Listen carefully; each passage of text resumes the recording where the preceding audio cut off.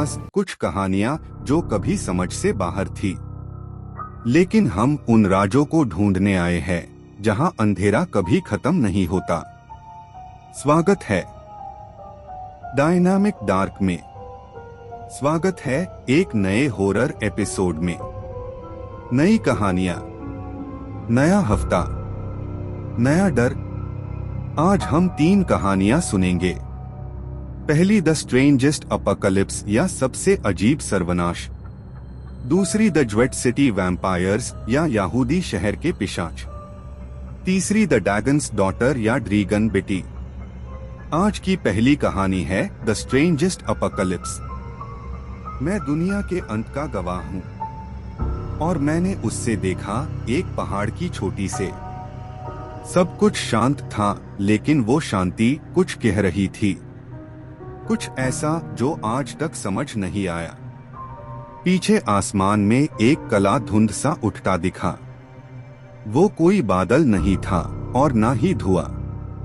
वो कुछ और था, जैसे कोई चीज इस दुनिया के पैर से निकलकर आ रही हो।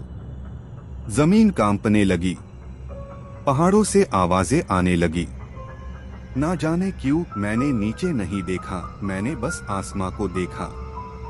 और वहां मैंने उससे देखा एक रोशनी या शायद अंधेरा जो आंखों से ज्यादा दिमाग को जला रहा था। जब वो मेरे ऊपर से गुजरा, सांस लेना भूल गया है। फिर एक आखिरी आवाज आई, जैसे पूरा ब्रह्मांड चीख उठा हो और सब कुछ समाप्त हो गया और मैं अब भी जिंदा हूं। आसमां पहले एकदम नीला था, बिल्कुल शांत, जैसे सब कुछ ठीक हो। लेकिन धीरे धीरे उस नीले आसमां का रंग बदलने लगा। पहले हल्का सा साया पड़ा, फिर वो साया गहरा होता गया, जैसे अंधेरा कुछ कहना चाहता हो। थोड़ी देर में आसमां ने अपना रूप ही बदल दिया। गहरा सुर्खी लाल रंग पूरे आसमां पर छा गया। कोई धूप नहीं थी, कोई सितारा नहीं, सिर्फ एक अजीब सी लाल रोशनी जो आंखों में चुभ रही थी, पर नजर हटाना मुश्किल था। हर तरफ सन्नाटा था, खाली पहाड़, ठंडी हवा और वो लाल रोशनी जैसे किसी और दुनिया से हो। ऐसा लग रहा था जैसे कोई बड़ी चीज कहीं ऊपर से हम पर नजर रख रही हो, बस देखती जा रही हो बिना कुछ कहे। फिर हुई बारिश, लेकिन वो आम बारिश जैसे नहीं थी। वो पानी नहीं था, लाल था, गहरा लाल, जैसे खून आसमां से तापक रहा हो। हर बूंद चिपचिपी थी और गर्म, जमीन से टकराते ही धुआं उठता था, जैसे धरती भी उससे अपनाने से इनकार कर रही हो। कपड़ों पर पड़ती तो छोड़ी जाती एक लाल दाग, चेहरे को चुभती तो जला जाता वो हिस्सा। कोई समझ नहीं पाया ये क्या था, कहां से आई ये लाल बारिश, और सबसे बड़ी बात, क्यों हो रही थी ये। पूरा शहर खाली था, ना गाड़ियों की आवाज, ना लोगों की बातें, ना बच्चों की चीखें, जैसे किसी ने सब कुछ एक पाल में रोक दिया हो। गलियां सुनसान थी, दुकानों के शटर आधे खुले पर अंदर कोई नहीं। ट्रैफिक सिग्नल चल रहे थे, लेकिन रास्ते खाली थे। पेड़ हिल रहे थे, पर हवा में सिर्फ एक गूंज थी, चीखों की गूंज, जो दिखाई नहीं देती, सिर्फ महसूस होती थी, जैसे किसी वक्त किसी ने जोर से चीखा हो और उसकी गूंज अब तक हवा में अटकी हो। शहर में सब कुछ था और लोग नहीं थे। जिंदगी थी, पर जिंदा कोई नहीं दिखा। एक अजीब सी ठंडक थी, जैसे मौत ने शहर के कोने कोने में अपने पैर फैला दिए हो। और मैं अकेला इस शहर के बीच सिर्फ उस गूंज को सुनता रहा, जो सिर्फ खामोशी में सुनाई देती थी। मैंने लोगों से पूछा, क्या तुमने भी देखा था? कुछ लोग हंसे, लेकिन उस हंसी में भी कुछ था, जैसे डर को छुपा रहे हो।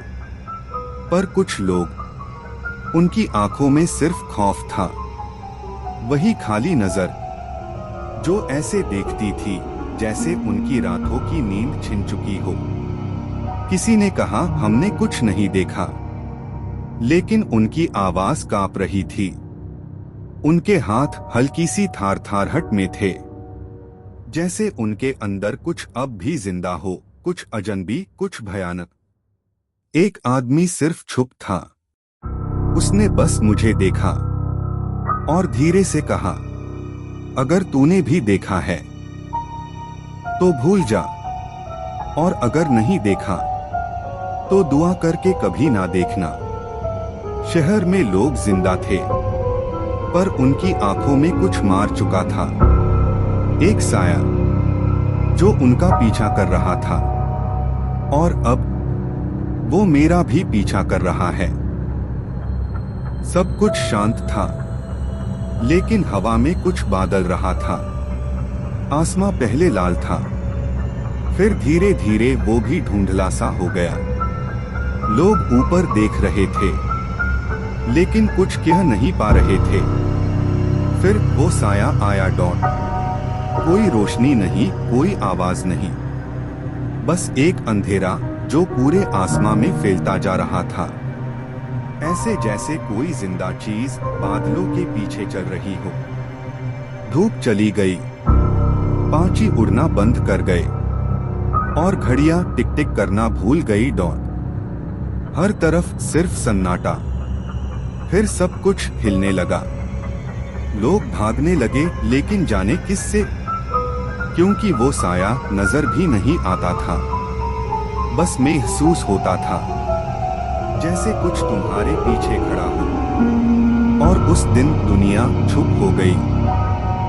आज की दूसरी कहानी, द ज्वेट सिटी वैम्पायर्स। मैं अंधा हो रहा हूँ। जब हम ग्रिसवोल्ड के नए गॉथिक स्टाइल घर में आए, मैंने सामंथा से कहा, मैं अंधा हो रहा हूँ। ये घर मेयर एस्ट्रेंज्ड फादर का वेडिंग गिफ्ट था। Pointed arches, stained glass windows, और एक स्टीप रूफ जिसमें एक मेडिवल टावर का इल्यूजन था। हम दोनों ऐसे ही घरों के फैंडर, पुरानी कहानियों जैसे हॉन्टेड और रॉयल। लेकिन अब सब कुछ सिर्फ एक ब्लर था। सामंथा हंसी। कॉन्टैक्ट्स नहीं पहने, सिली। लेकिन मुझे चक्कर आ रहा था। मेरी सांसें तेज हो गई थी। आंखों के सामने अंधेरा सा छाता जा रहा था। कुछ तो ठीक नहीं था। बस यही शुरुआत थी अंधेरे की। पहली रात थी, नया घर, लेकिन पुरानी सी खामोशी थी उसमें। घर में सन्नाटा था, लेकिन उस सन्नाटे के अंदर कोई आवाज छुपी थी, जैसे दीवारें कुछ कह रही हूँ। क्या तुम्हें भी आवाज सुनाई दी? मुझे एक हल्की सी फुफकार सुनाई दी, जैसे कोई सांस ले रहा हो। शायद मेरा दिमाग स्ट्रेस में था, लेकिन दिल कह रहा था, ये कुछ और है। अजीब सी फीलिंग थी, जैसे कोई हमें देख रहा हो। मैं चुप था, लेकिन मेरी नजर हर कोने पे थी। कहीं से एक हल्की सी आवाज आई, जैसे पुरानी लकड़ी की चीख हो। मैं पलट कर देखता हूँ, कुछ नहीं, लेकिन वो फुफकार वापस आई, इस बार ज्यादा करीब से। दिल की धड़कन तेज हो गई थी। आंखों के कोने में कुछ था, पर जैसे ही देखा, सब कुछ वैसा का वैसा। तभी बेडरूम के अंधेरे कोने से एक आवाज आई, एक हल्की सी लेकिन साफ, चले जाओ। सब कुछ थामा हुआ सा लगने लगा। मैं सिर्फ इतना सोच रहा था, क्या ये आवाज सिर्फ मुझे सुनाई दी, या फिर कोई और भी था जो मुझे देख रहा था? वो कुछ छुपा रही थी। शुरुआत में बस इतना हाय महसूस हुआ कि सामंथा ज्यादा वक्त बेसमेंट में बिताने लगी थी। वो चुप रहती, देर तक वहां रहती, और एक अजीब सी तन्हाई घर के ऊपर छाने लगी थी। एक दिन मैंने उसे देखा। वो बेसमेंट के कोने में बैठी थी, एक पुरानी डायरी हाथों में लिए। डायरी की हालत खराब थी, जैसे सालों पुरानी हो, और उस पे सिर्फ एक लफ्ज लिखा था, Forgive me, son। मैंने पूछा, ये क्या है?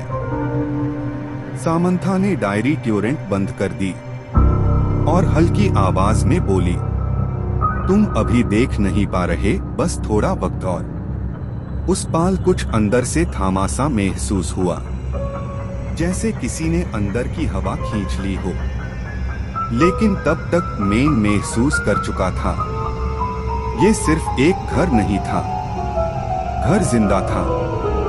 हर दीवार कुछ कहना चाहती थी, हर कोना जैसे सांस ले रहा था, और मैं सिर्फ एक मेहमान था उस चीज के बीच जो अब जग चुकी थी। मुझे सपने नहीं आते थे बचपन से। सोना मतलब बस अंधेरा, खाली छुप सा अंधेरा।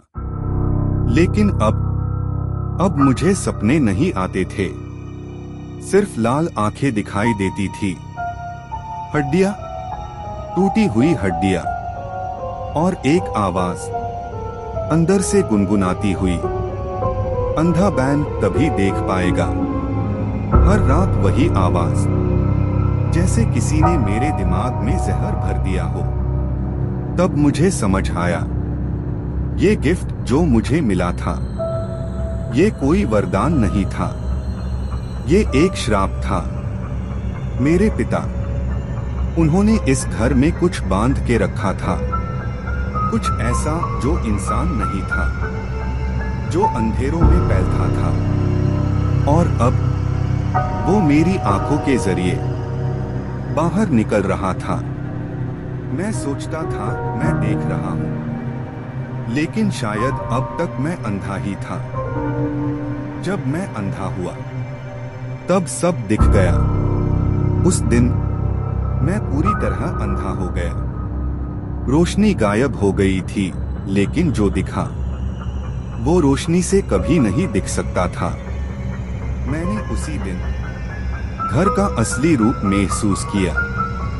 दीवारें धड़क रही थी, जैसे अनमेन दिल हो, जैसे पूरा घर सांस ले रहा हो। बेसमेंट के नीचे एक और कमरा था, जिसका दरवाजा कभी बना ही नहीं था, और उस कमरे में थी एक रूह जो मेरे पिता से कभी छूट गई थी।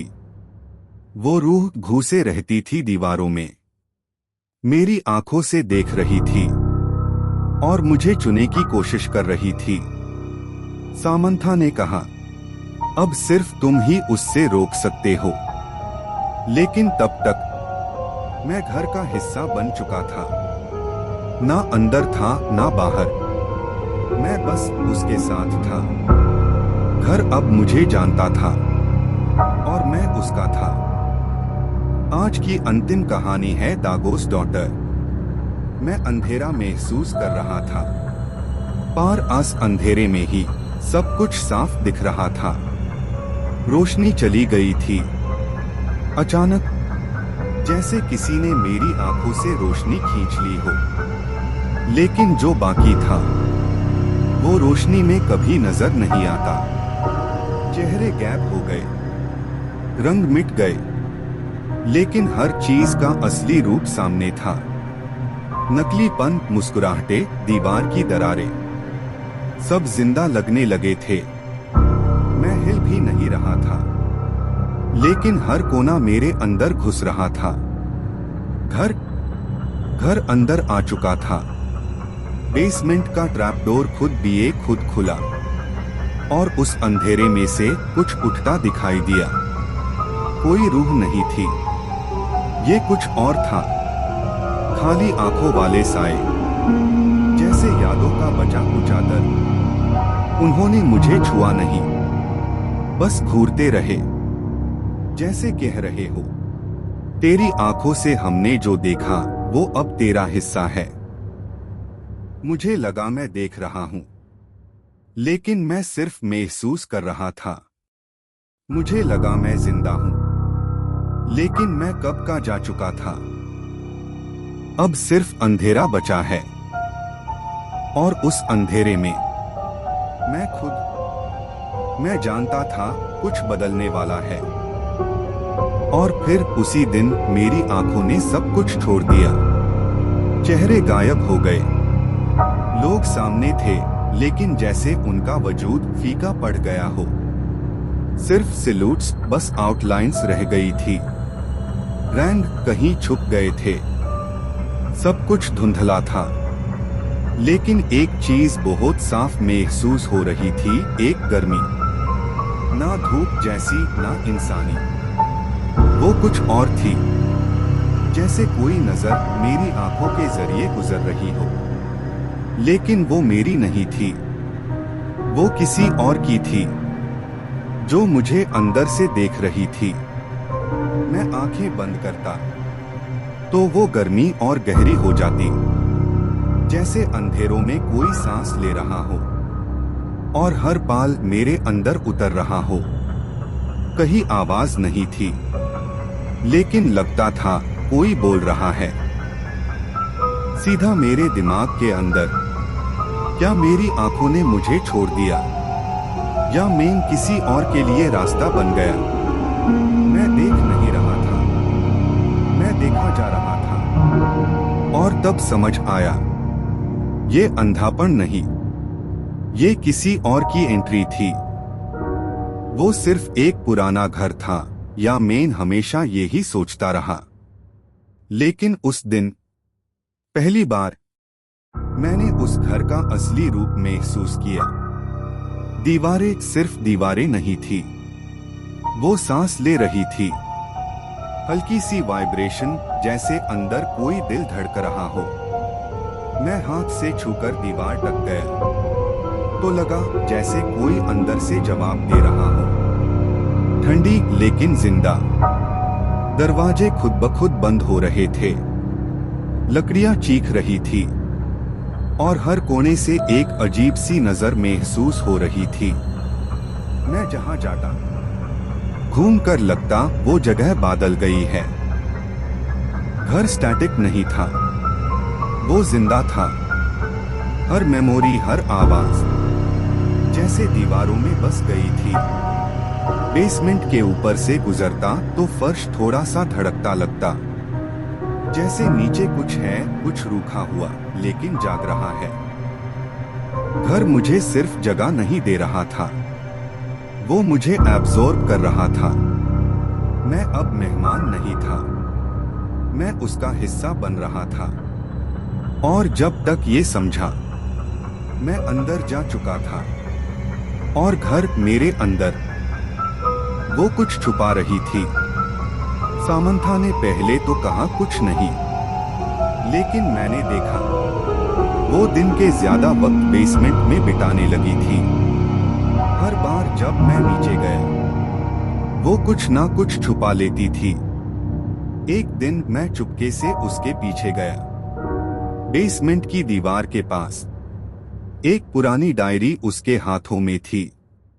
उस पर लिखा था, "Forgive me, son." मैंने पूछा, ये क्या है सामंथा? उसने डायरी ट्योरेंट बैंड कर ली और हल्की मुस्कान के साथ बोली, तुम अभी देख नहीं पा रहे, बस थोड़ा वक्त और। लेकिन उसके चेहरे पर कुछ और ही लिखा था, एक डर, जैसे वो मुझसे नहीं, खुद से कुछ छुपा रही हो। उस रात जब सब सो गए थे, मैंने बेसमेंट के अंदर जाके वो डायरी ढूंढी। डायरी तो नहीं मिली, लेकिन एक ठंडी हवा और एक अजीब सी आवाज, जैसे दीवार के अंदर कोई सांस ले रहा हो। तब महसूस हुआ, ये घर सिर्फ दीवार और फर्श का बना नहीं है, ये जिंदा है। और जो सामंथा छुपा रही थी, शायद उसका सिर्फ एक हिस्सा था। एक रूह जो मेरे पिता से छूट गई थी। वो हमेशा से यही थी, इस घर के हर कोने में वो छुपी थी, लेकिन उसकी नजर हर जगह थी। छत से लेकर बेसमेंट के अंधेरों तक मैं कहीं भी छुप नहीं सकता था।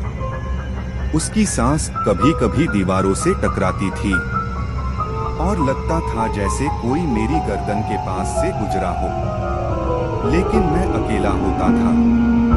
मैं उसके करीब जा रहा था, चाहे मैं चाहता या नहीं। रोज कुछ ना कुछ बदल रहा था। मिरर में रिफ्लेक्शन दूसरे पाल जैसा लगता। कई बार रिफ्लेक्शन हिलता था, पर मैं नहीं। सामंथा के कहने पर मैंने बेसमेंट के नीचे जाने की हिम्मत की, और वहां एक हवा भी चलती थी जो सांस खींच लेती थी। और फिर एक आवाज, मैं अभी भी यही हूं। तब मुझे समझ आया, ये सिर्फ रूह नहीं थी, ये कुछ और थी, कुछ पुराना, कुछ अटका हुआ। मेरे पिता ने उससे बांध दिया था, लेकिन मैं उससे छोड़ने जा रहा था। सामंथा ने कहा, अब सिर्फ तुम ही उससे रोक सकते हो। लेकिन उस वक्त मैं सिर्फ खड़ा रह गया, बिल्कुल चुप, बिल्कुल खाली। कुछ समझ नहीं आया, कैसे रोकूं? किस चीज को? वो तो कब का मेरे अंदर घुस चुका था।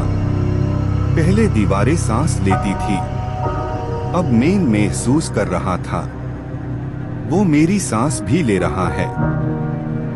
बेसमेंट के नीचे एक कमरा था, और उस कमरे के अंदर एक साया था जो अब मेरे चेहरे के पीछे छुप गया था। मैं हिल भी नहीं रहा था। एफआईआर भी लग रहा था, जैसे मैं धीरे धीरे दीवारों में समा रहा हूं। हर कोने में एक आवाज थी, लेकिन वो मेरी नहीं थी।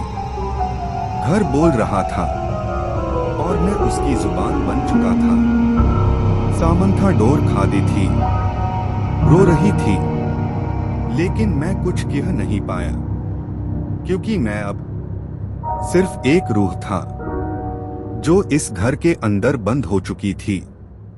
मैं अब घर का हिस्सा बन चुका था। This is end of episode 8 of dynamic dark. अगर आपको ये दरवानी कहानियां पसंद आई हो तो सब्सक्राइब करें, लाइक करें और शेयर करें अपने दोस्तों और अपने परिवार वालों के साथ भी। तब तक के लिए दरवानी कहानियां सुनते रहिए, क्योंकि हम जल्दी वापस लौटेंगे एपिसोड 9 के साथ। नए डर, नए अंधेरे और नए राज लेकर नई 3 कहानियों के साथ।